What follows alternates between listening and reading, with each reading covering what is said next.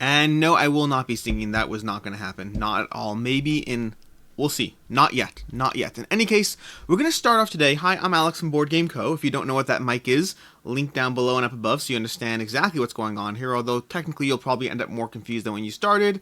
But that being said, let's jump into this. So, we're going to start by picking the Massive Darkness winner, and that is going to be over here. I'm picking the winner for the Massive Darkness Heavenfall Pledge, where we are going to plug in the URL over here. We're going to filter duplicate users, exclude myself so that I don't win. We are going to make sure to exclude all elements of people who quacked. I'm joking, we're not doing that, but I would like to do that. And then we're going to go over here and we're going to pick Start, and we have Doris D. Zoit, I don't know. Congrats on the 10k subs for your birthday. Good luck on the giveaway. Well, good luck to you, Doris, because if you can reach out to me at alex@boardgameco.com, you just won a Massive Darkness 2 Heavenfall pledge. And check, yeah, I guess we'll figure out how to get a hold of you, but if you don't get a hold of us eventually one way or another, we will pick a different winner. But right now, go ahead and reach out to me at alex@boardgameco.com, and congratulations. From there, we have a kind of light week, honestly, which means I'll probably end up just talking about Massive Darkness at the end of the video, so stick around to the end of the video if you want my semi-final thoughts on Massive Darkness. I say semi-final because we still technically have stuff that could happen. We have 2 days left. But anyways, going into this, to begin with, we have Endangered, which is really just a small update. At the end of the last video, I said, convince me to back Endangered, and turns out I don't need much convincing. I went ahead and backed it. Part of that is because I do believe it'll hold its value, combined with the fact that it looks cute and it looks like the kind of game that I would enjoy. Light, cooperative dice placement, something new in my collection. I like that, so I'm going to go ahead and back this one, and we'll see how it plays out. Hope it continues to grow and continues to unlock stuff and whatnot and all that stuff, but yeah, basically I backed Endangered. From there we have Tokyo Sidekick. Tokyo Sidekick is a relaunch, and this is a tough one. It's really, even though it relaunched, it's still not doing amazing, and they didn't really change much about the campaign. Unfortunately, at the end of the day, Tokyo Sidekick it's a cooperative game with a lot of heroes and sidekicks and abilities. It looks intriguing. The artwork does not appeal to me on a personal level, but more importantly, they don't seem to be giving you a reason to back, at least not as of now. And so far they have a box sleeve, but the game is going to retail. There's a few extras that are not really gameplay related. We have time, so things might change, but as of right now, you're basically paying $60 for what will likely be available significantly cheaper in retail later. As of now, there's no real reason to back this game other than, of course, supporting the creator. If you want to support the creator, if you want to help, grow the game, by all means, go ahead. In terms of does it make sense from a financial outlook, it doesn't seem to make sense as of now, although we do have 11 days left to see if that changes. From there, we have Glen War 2 Highlands, which is another update because, well, it's an update and a correction apology. The correction apology is I had a few people comment in my last video. I said basically there's no financial reason to back this one because they're charging much more than they're charging much more in the Kickstarter than it would cost to get it retail. And while that remains true, I had people point out that I said it costs twice as much, which is not true. It did cost significantly more, but I was rounding up, which is something I should be very, very wary of doing, especially when I'm giving a critical opinion of something. There's no reason to further be down on a game if I'm already being negative about it. So I apologize for rounding. It is more expensive. It is decently, once you factor in shipping, it is decently more expensive. I don't want to in any way pretend it isn't, but it is not twice the cost. I was rounding and not being dramatic, but not being careful with my words either, which I apologize for. In terms of the actual game itself, additionally, there is another reason to back it now. I still will not be backing it, sadly. I think the price gap for myself is way too large. But there's another reason to back it now, which is, let's actually just go to the update. The most recent update, they added in the original, if you wanted the original promos 1, 2, and 3 from the original campaign, you can now buy those as an add-on in this campaign, and they have promos 4 and 5, where they basically added more promos. They added 4 more available promos. Yes, you're paying for them, but if you wanted that additional chronicle, those additional promos, now there's another reason to get them. Combined with between that and the metal coins, that's really the main reason to try to back this now. Alternatively, of course, supporting the publisher as well. If you want to support the publisher, by all means. And they say that, you might not know, but your support is essential for us to keep going as a company. We'll produce new and beautiful games in the future because of your decision to buy Highland games here on Kickstarter, which is fine. Basically, what they're saying is buy it here because we get more of a, they're not saying it this way, but what it means is buy it here because we get more of a revenue from that because we don't have to split it with the retailer and the distributor, which I totally get. At the same time, there's not a ton of financial reason to do so. If you want to support the company, by all means, back it here. If you want to get it earlier, by all means, back it here. And if you want access to the promos, by all means, back it here. That is the update on Glen Highlands. Again, I'm super excited about the game. I will 100% be getting this game. I like the original. I hope to put out a review before this campaign's over, but the short version is I put out a review a long time ago and I was on the fence, but the more I played it, the more I enjoyed it. I think Glenmore is an excellent game. I think Glenmore True Chronicles took that formula and expounded upon it even more and better, and they produced a great game that is very modular, does not get old because you can just keep adding all these chronicles into the game, and I think Highlands will only add to that. So I think it's a great game. I will not be backing it on the Kickstarter itself.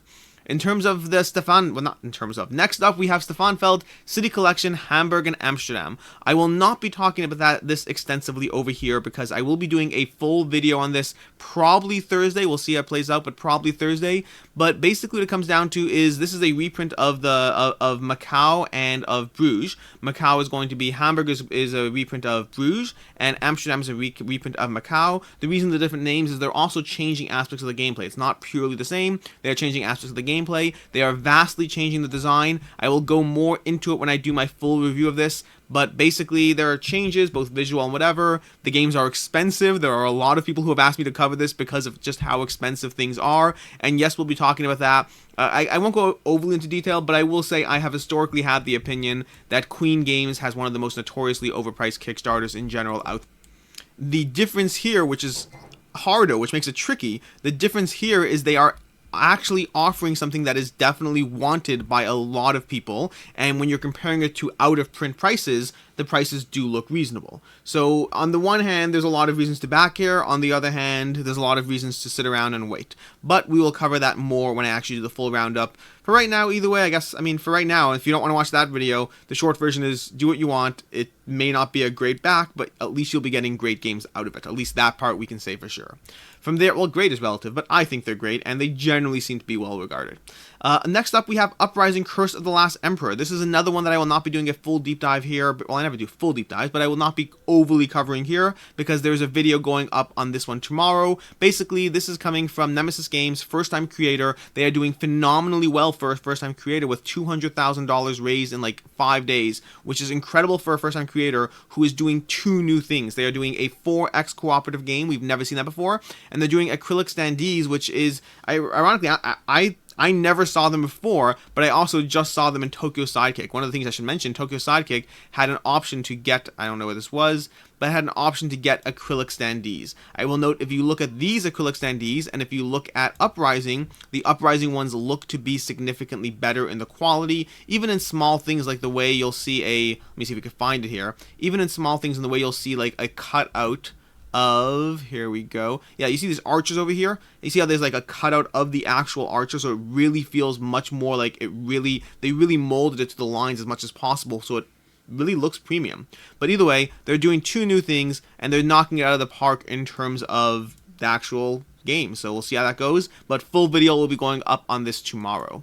Next up, we have Syndicate. Syndicate is a tough one. Syndicate, by all regards, this is another 4X game, not cooperative this time, and it does seem to be well liked by the people who have reviewed it. Tantrum House put out a review. It's called a preview, but they were pretty frank with their opinions. The Meeple Mountain put out a review saying this looks great. There was another, I think Cardboard Rhino may have put out a review. Let me see who it was. We had Meeple Mountain, and we had over here, no, board game Haley, board game, I don't know what that is. I apologize. But we have basically a bunch of stuff coming out, and overall seems to be pretty good feedback. At the same time, the graphic design is okay. This is another relaunch. This is their first Kickstarter. These are the guys over here. They're doing it. They seem to be doing a great job for their first Kickstarter, but I think that the visual appeal of the game is probably what's holding it back right now. Sadly, in the world of Kickstarter, we live on flair. We live on what looks pretty, what does well. And you can see that difference. If you compare Uprising to Syndicate, both of them are first-time creators. Both of them are producing pretty ambitious games that seem to be well regarded by the people who have played them. But one looks very, very attractive, and the other one looks okay. And I think, and it doesn't mean it's a good game. At the end of the day, like Castle of Burgundy is one of my favorite games of all time, but it doesn't look great. Looks do not define a game, but in the world of Kickstarter, it does matter. It's no different than movies and trailers. Something that looks pretty will get a lot more interest in something that doesn't, even if in reality one is better than the other. But so yeah, I think that's what's holding back Syndicate. In terms of the value aspect of it, it's hard because it's getting good reviews, and seems like it might have a good aftermarket. I don't know if this will be picked up and delivered to retail. It depends how well the game does. It's hard to know in this one. I would say if you are interested in Syndicate, now is your safest chance to back it and lock it in. At the same time, I don't necessarily think it's a game that will hold its value. It just might be, in terms of supporting the creator, it's a good back, and in terms of locking it in for yourself, this is the safest way to do it. In terms of holding its value, I have a hard time knowing if it will or won't. It does depend on how amazing the game is after the fact and how few copies there are for people to get. So this is one of those smaller projects that therefore turns it into a maybe. Next up, we have Dining with Dracula, and this is the last one before we go into a Massive Darkness update. Dining with Dracula, first of all, I'll just save you some time here. Don't watch the first 30 seconds of this video. By all means, watch the video. It's actually a great video. Just skip the first 30 seconds. Some major creepiness in terms of the CGI going on there. I don't think they did themselves any favors with that first 30 seconds. I mean, it's well done. It's whatever. You watch it and you'll see what I mean. Ultimately, this game is doing $30,000 so far. It just launched, so it's doing pretty well by all accounts. This is a worker placement game that's a more family weight worker placement in which you are the heirs to Dracula's empire, trying to see who will become the person who ultimately takes over his empire and whatever. It is a worker placement with some nice overall the game. The art looks great. The components look great. The theme is unique. They have this clock mechanism where you all run out of time together, which thematically bothers me because you'd think that you all have your own separate clocks, but gameplay-wise is fine. And ultimately, this is one that I have a hard time saying you should back it, except, of course, to support the creator. If you want to support the publisher, you want to support the creator, by all means back this. From a financial stance to backing it, they're basically saying it's $59 versus $10 off MSRP, and then they're charging shipping on top of that, which means this is going to be exactly the same price, if not cheaper after the fact, meaning if you wait till retail, this will be cheaper later. It's not a question. This will be cheaper later. Additionally, they're not giving you anything extra. They're doing one of those every stretch goal will improve all copies of the game, which, while great, is not giving people a reason to back on Kickstarter. This is one of those things, like, I always feel bad about this. I always feel bad hitting on small creators. It's always, unfortunately, it is a toss-up. You have to prioritize the lifeblood, the long life of your product and how well it's done and how well there's no exclusives and all that stuff. But you also want to incentivize people to back it. So it is hard, and I acknowledge it's hard. I completely acknowledge that. But yeah, either way, ultimately this is one that if you're interested and you want to support the creators, go ahead and back it. It does look intriguing. It does look interesting. It does look like a nice family weight worker placement with an interesting and unique theme. In terms of holding its value, I just can't recommend it from that stance. It will be cheaper later, and there's sadly no value reason to back this game. Which brings us to Massive Darkness. So Massive Darkness, the rest of this video is going to be a Massive Darkness up. So if you're sick and tired of Massive Darkness by now, you can just skip to the end or whatever, or just, well, really, there is no at the end, this is the rest. But basically, Massive Darkness is ending tomorrow, and I wanted to do a final coverage of the game. At the end of the day, this game is at 2.5 million with a 17,000, 18,000 plus backers or whatnot. What are we at? We have 17,000 backers and $2.5 million, which is enough of a reason to cover this again and cover the last details of the campaign. So to begin with, right the day I put out my last video, we have this adorable Rainbow Crossing boss and components over here, which this is linking together all the stuff from the unicorns or the punnycorns or whatnot, the cherubs and whatnot. It's basically this adorable, just cute box. And this thing, by the way, this is not an optional buy or not. This is all part of the free stuff you're getting as part of your pledge, and it will hold its value. If you don't think there are people after the fact who are going to want this Kickstarter exclusive flaming pink box with all the cute stuff that come inside, well, then you don't know people, because they will want this. So yes, back Massive Darkness if you're interested. We'll completely hold its value, and we'll come back to that at the end. From there, I'm just going to go through all the updates one at a time. From there, we had what's it called? We had Sharon coming in, which a lot of people in my last video commented. I acknowledged that. I wanted it to be a Necromancer, but I said at the time, I understand it's probably not going to be. But if anything in this game is a Necromancer, don't you think this horde of Dark Souls? Either way, this is not a Necromancer. This is a roaming monster, is it? I think it's a roaming monster. It's a boss. It's a boss. So we have that. We have Beyond the Light, Beyond the Grave. This is a Necromancer that I do like, so I'm happy with this Necromancer. Totally cool with it. Very thematic, simultaneously they're continuing their cartoony, unique style while being a great miniature. Then we have Chambers Worthy of Kings, which is unique tiles for the boss fights. Then we had Tinkerers. Tinkerers is another new class. There's actually 2 new classes coming, so lots of classes in this game. We have the Tinkerer class, which the Tinkerer gives you a bunch of mini pet. It's basically a pet class. It gives you these extras you can play around with, but additionally, we're going to go to the next update. Additionally, nope, we're going to come back to that one. Wait, no, where are the thingies? Where are the things? I'm losing my mind here. Nope, I don't know where the Tinkerer is. The Tinkerer had these little mini bosses. I don't know where it is. Maybe it's in the next update. We'll see. But anyways, the Tinkerer's class, so you want to look at that. Then we had the Demon Dragon optional buy. The Demon Dragon, which is a $50, I believe it was $50. Yes, $50 optional buy with a dragon. I will note, I personally am disappointed by this dragon because they're not reusing, they're repurposing a previous sculpt from a different game. So that's why, if you're wondering why that we suddenly added, and don't get me wrong, I understand that Massive Darkness so far, I understand I'm totally cool with punnycorns and cherubs, and then I'm suddenly like, oh, a Chinese dragon, well, that's too much. I recognize that. I acknowledge that. I don't know why, and I totally respect anyone who doesn't have a problem with it at all. I don't know why, but for whatever reason, the whole cartoony rainbow crossing thing to me kind of works, versus throwing in a more serious, different theme doesn't. And I completely acknowledge that everyone's going to have their own personal taste. To me, I'm not a huge fan of throwing in a Chinese dragon, and it feels worse when it feels it's being repurposed, which that suddenly kind of adds a reason why you might have a different themed dragon, because they repurposed the previous sculpt.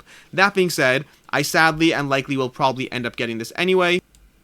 At the end of the day, as an exclusive expansion, this will hold its value. I don't know if I'll end up keeping it or selling it later. Honestly, I really am not a huge fan of the sculpt, so we'll see how it plays out. But I figure if I'm on the fence, I'm going to get it now and sell it later, versus trying to get it later. If I change my mind, I'll have to pay a premium to get it. From there, what do they have? I'm looking for these sculpts that I cannot find somewhere. They are not here. Let me just go through this quickly. Nope, they are not here. So let's go to the next update.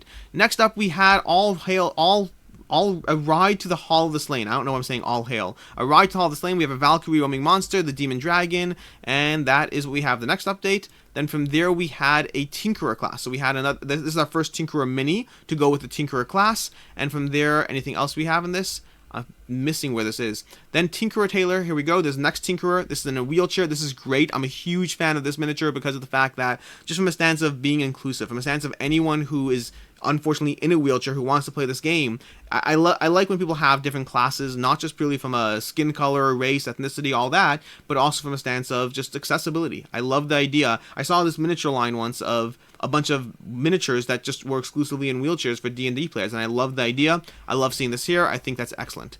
From there, next up, we have the constructs. This is the one I was looking for. I was looking for this before.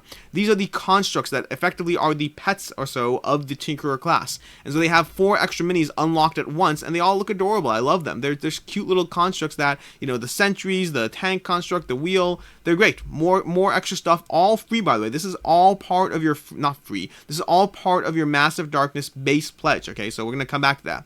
Then we have the Game Generic Organizer, which is the same thing as I said before. If you want to get it, back it. It's just not worth it. $75 for sleeves. $75 is 1,700 sleeves. If you go to Sleeve Kings, granted, different quality levels, but Sleeve Kings does deliver a high quality, and $17 will get you the same thing. Basically, I don't know if it's exactly 17, but it'll be significantly cheaper than $75 to get the same amount of sleeves.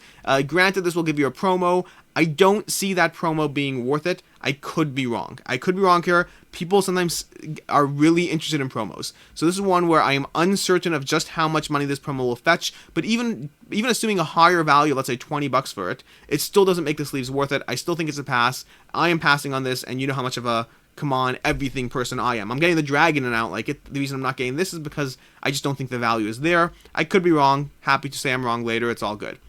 Then we have this Game Genic Quest Organizer. This one looks more interesting. It looks like a better potential buy because, first of all, I can't just compare it to another product that's cheaper. It does look nice. There's acrylic, organizer for cards. Does look great. Whether it's for this game, whether you use it for a different game, it could be multi-purpose. This is one that might be a more interesting buy. I am currently not planning on getting it for myself. I do want to look into it more because I like the idea of really nicely organized piles of cards.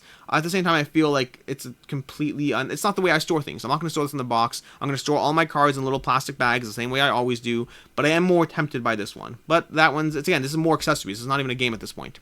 And from there we have the Finding the Heart of the Music, the Bard. I am so excited by the Bard class, and I'll tell you why.